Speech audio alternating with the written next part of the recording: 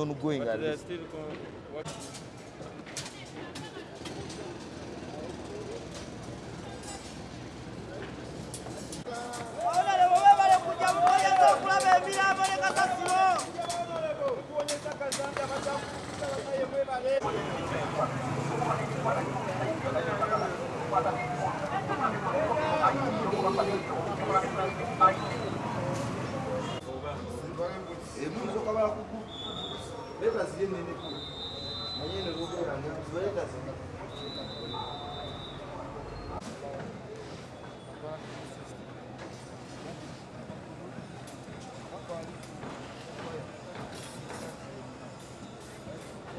Ivory Coast baina go bakola kati currently nenga guita right in the center of the city.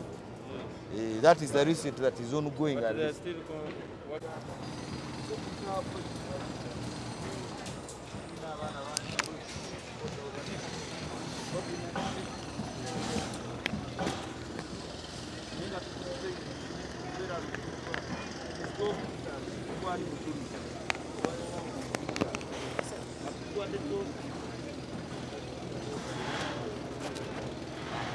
kati mwala kutandikira kuli nekujja nekukomeno kati right now it is 12 meters. Netugwa flood control chamber kiba kitegeeza wansi tegasobola ku flood. We projected at least minimum of 70 years water flow nga tubaze upstream ne downstream. Tuze tugustudying for some time mu research okulaba rains engeri behaving amazzi tukolesa genkana once it rains. So eventually tuwadde ne studies nyingi ku mwala gona tuna gukola. Kati that is what we are implementing now.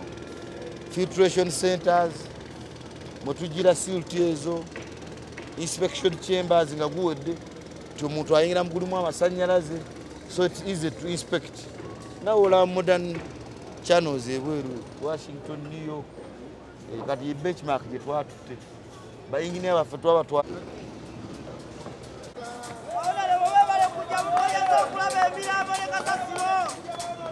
Kuonyesha kazanda